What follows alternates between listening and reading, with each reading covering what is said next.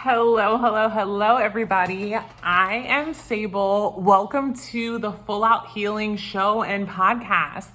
I am super excited because not only is today episode 20, it is also 100 Days of Truth, day 25.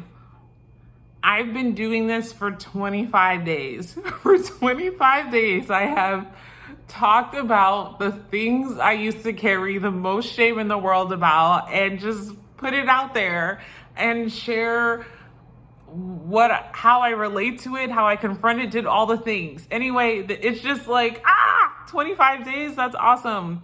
I'm so excited and I'm so proud of myself for showing up for me in this way. It really is super healing to be able to just tell my story, which I might need to write that down as like another episode. Tell my story as a strategy, because that actually transitions pretty well to the topic for today. Today's episode is another healing tool of the day. And in the healing tool of the day, I'm going to name the healing tool. Then I'm going to talk about the dilemma that brought it up, my old strategy, how I used to cope with it, that moment of surrender that brought me to my knees to try a new different thing, what that new different thing is or was, and what that does for me, and then my invitation to you. Okay? So the healing tool for today is perception is not reality. Okay? Like literally reminding myself this. And the dilemma that brought it up actually had to do with my professional life, but I'm mentioning it because it was a dilemma because of the way that the abuse impacted my professional life, right? The way it impacted my ability to show up, to be present, to work on my business, to expand it. I experienced violence that really caused a major setback in my business. And I carried a lot of intense shame around it. And so that's why I'm talking about it, because of the ripple effect it had, and how even though there was this thing about, my professional life that I'm navigating, it's still so intimately connected to my survivorship. And so, yeah. All right. Perception is not reality. Okay. So, the dilemma was, I was basically telling myself a bunch of stories about my non-presence on LinkedIn, I was telling myself a lot of stories about like the significance of my absence and how me being absent, me not being there, me not showing up, me not speaking to the things that I believe in and that are unique to like my insight and expertise, it just proves my negative self-concept, right? Like when I experienced violence that hurt my business, the story I took away from it was, I'm a shitty business owner. I'm a bad educator. I'm not aligned with my values. Not, wow, you experienced violence that had a devastating impact on your life and your ability to do what you believe in. And so because I just internalized everything and felt like I was the bad person, I was like the dishonest, I was the imposter, it really just increased the stakes for me, because now showing up on LinkedIn, trying to expand my business wasn't just about sharing my expertise. It wasn't just about, taking space and trying to grow something. It was also about my identity. It also became about my worthiness. It also became about my trustworthiness. It became about my character. And spoiler alert, that didn't work. It just, honestly, the way my nervous system responds to that much pressure in that context is paralysis. Like was frozen by shame, and I was stuck in inaction because the stakes were so high, and they were so high that even if I had little wins, they weren't little wins. There was always some convoluted story to dismiss the significance of what I was bringing because of that core negative self-concept that I had. Everything was through that filter and that lens. And what was my old strategy for dealing with this? Of course, doom scrolling on LinkedIn. And not only would I doom scroll through LinkedIn, and I would then take it a next level, and it would then trigger all these stories I would tell myself about what each person that I knew in some way, shape, or form, because that's literally all LinkedIn is like the people like I told myself ridiculous stories about what they think about my absence. And spoiler alert, all these stories that I made up about it just affirmed my negative self-concept. It just affirmed all of the things that I internalized about and that I took on an inappropriate amount of responsibility for the impact of violence on my life by making it a character judgment on me. Which of course was just a projection of what I think of my absence. Literally, there's no one, I generally only follow people I fuck with or I'm connected to people who I feel some sort of alignment with, which again means that all of these stories I was making up was a straight up projection. My moment of surrender is now. I am in a moment of surrender because I am having to ask myself, what am I willing to do to make sure that I'm okay, to make sure I have enough money to survive. And if I'm considering these other types of opportunities, it really pushed me to think, well, damn, did I give it my all in my business? Did I share what I have to share with the world before I'm saying this isn't gonna work? So that is one thing that's caused another moment of surrender. Another thing has been, honestly, I recently read A New Earth by Eckhart Tolle. I hope I said it right. And that has just kind of blew my mind, dissolved my ego. It just made me aware that these thoughts are thoughts and I am not these thoughts. And it really made me sort of sit with that and sit with the space between who I am and these thoughts. And it really offered me an opportunity to I don't know, when confronted with that level of truth and awareness, I literally was like, Sable, what are you going to decide? Are you going to keep buying into this shit or are you going to choose another way?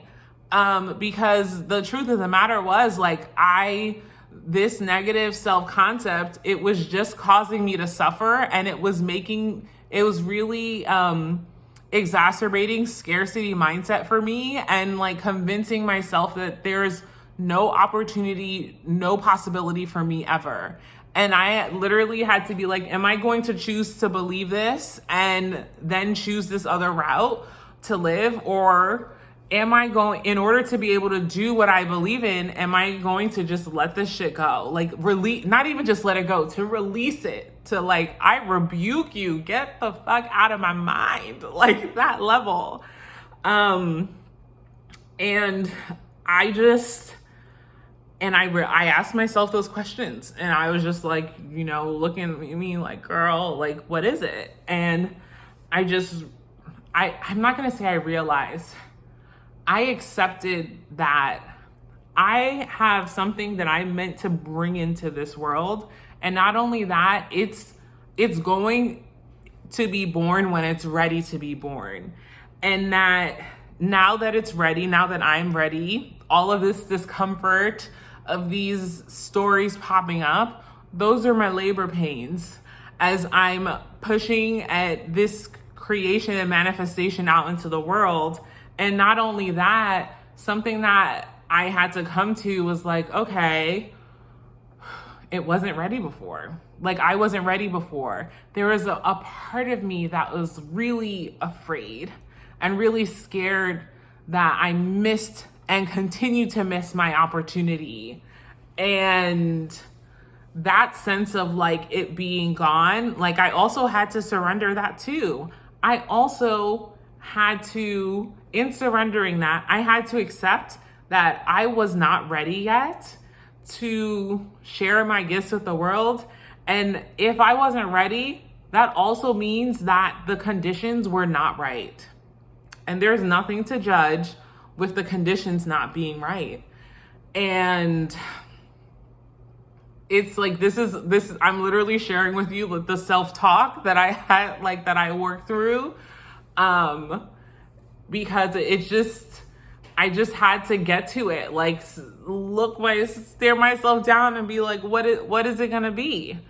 And I'm not trying to say like I forced myself or I thought my way to a new way of being. What I'm saying is I got curious about a negative feeling, and instead of judging it as negative or shameful or as a setback, I just got curious about it. And when I figured out what was behind it, I asked myself, do I choose to continue this, or am I going to choose something else? And that's really what it came down to. And so then my new strategy, and choose to continue this being like the perception, right? Be like, am I choosing to hold on to this perception that has nothing to do with the truth of who I am, and everything to do with these stories that, you know, are living up in here rent free? Like, is it time for their eviction? And so my new strategy around like perception is not reality is like, I literally remind myself, my perception has nothing to do with my reality, just my suffering. And honestly, thank God. And me saying my perception has nothing to do with my reality is not I know it can seem almost as if it's like I'm diminishing myself and like how I see the world. And that's just not it. This healing journey has afforded me the opportunity to see just how wrong I was about all the negative shit I thought about myself in this world. That's what healing has been. Healing has been allowing myself to accept and integrate information that I used to dismiss. And healing has looked like allowing myself to be loved and recognizing, actually, I've been loved by my people this whole time. And my perception that I am unlovable and I am unworthy had nothing to do with that fact that they still love me and care for me and show up for me. Like, the people who are truly my people. That has been consistent. And what I perceived about that because of my negative self-concept literally has nothing to do with that reality. And so, yeah, I just literally, when I'm trying to preparing myself to do something that feels scary because of these stories, and you know, the stories don't go away right away. Like, they take time, but what does happen is like, I can like notice them and I observe them and I'm like, oh, you're back. That's cute. That has nothing to do with my truth. And I'm still going to hit publish, hit send, and they'll scream and fuss about it, i.e., I internally scream and fuss about it, but it doesn't change that I'm hitting that fucking publish button. It doesn't change that, like, it just feels so good to know that those stories and that negative self-concept, they might still be around. They're still packing up their shit, but they're not in the driver's seat anymore. And that feels so fucking good. Like, it just feels so fantastic. And it really does feel like a win. I also, another part of my new strategy is really recognizing and accepting that reality, the reality is that I'm right on time in my own life. I'm not behind. I'm not moving too fast. I'm not in the wrong place. Like, my life is just on time. And not only that, not only is my life just on time, but no one who is my people, no one who I fuck with, not a single person who is for me is judging me, ever has judged me, ever will judge me. That's what I understand. Even if I recognize, like, if I'm in a situation where I'm like, surprised by someone's judgment, it still means, wow, like, that means you're not my people. It doesn't mean that, like, their judgment doesn't make it my reality. What it means is like, I have information and you happen to not be my people.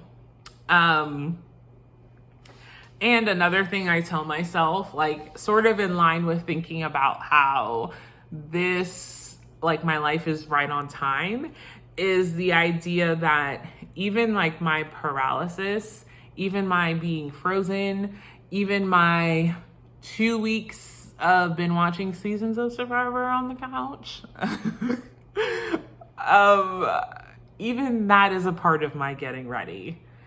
And that one feels tough to accept and even tough to say because, wow, I'm noticing, like, I guess I still have some energy of a judgment around what progress should look like, what moving towards what I believe in and care about and want for myself, what that looks like.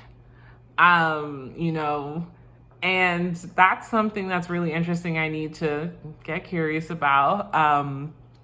But yeah, I think just sort of like letting go what I think progress should look like and learning to trust myself is all wrapped into the whole perception is not reality, because it really just frees me from these wild ass stories. There's no other way to say that. And what it does for me, and I've kind of alluded to this, but it offers so much like acceptance. When I really use perception is not reality as a tool, it lets me accept my bad thoughts, that as bad thoughts. And that's it. It doesn't force me to change where I am at. I can accept where I am at. And I just have awareness that where I am at is not who I am. It also, recognizing that perception is not reality has really supported me in forgiving myself. Forgiving myself for not following all the shoulds of what progress movement looks like. Forgive myself for being susceptible to like the believing the negative stories, and forgiving myself for experiencing like paralysis and being stuck in inaction because of the stories. Like I forgive myself for that, because I've accepted perception is not reality and I am right on time in my own life. And for whatever reason, part of my process and part of my journey is, working through this. Cause like I really do have so much, I feel like strong, and like the clarity is so unshakable that it makes me feel so powerful, because I just have this deep knowing that cannot be taken away from me ever. And that just feels so fucking good. And it also gives me ease and, dare I say, joy in the present, even if the present isn't looking like how I think it should. When I had my 2 weeks watching Survivor, like I got into it. I let myself, I had that inner tussle and there was some guilt and shame about it, but I let myself get into it. I let myself like anticipate the blind side and be gagged and gooped, and I let myself find lessons where I was willing and able to be. And that happened through several seasons of Survivor, and that's okay. And it brought me joy. Like it also honestly felt like so nice to let myself have joy in like little pockets, and joy I didn't have to earn or prove that I deserved, or joy that didn't come until after I did some hard task. Like the moment is now, and I can have joy in this moment. So that felt pretty nice. What I invite you to do is to try it out. What would considering perception is not reality, what would considering that, like using that tool, trying it on, what could that do for you? I invite you to try it. And as you try it, I invite you to observe it with non-judgment. Even if you have the thoughts that are like, this shit is stupid, perception is not reality, that's fake. Oh, that's an interesting thought. I'm noticing I have a lot of thoughts about the value of this and what's it even for. Interesting. Just observe what comes up without judging it, and then reflect on what you've learned. And so, yeah, that's my healing tool of the day. Perception is not reality. It's honestly such a relief. And so that has been episode 20. 100 Days of Truth, day 25 of the Full Out Healing Show and podcast. Thank you so much for joining me. If you liked this episode, if you resonated or related to it, like the video, drop a comment, share your experience of this tool. I would love to know. Okay? Have a great day, y'all. Bye.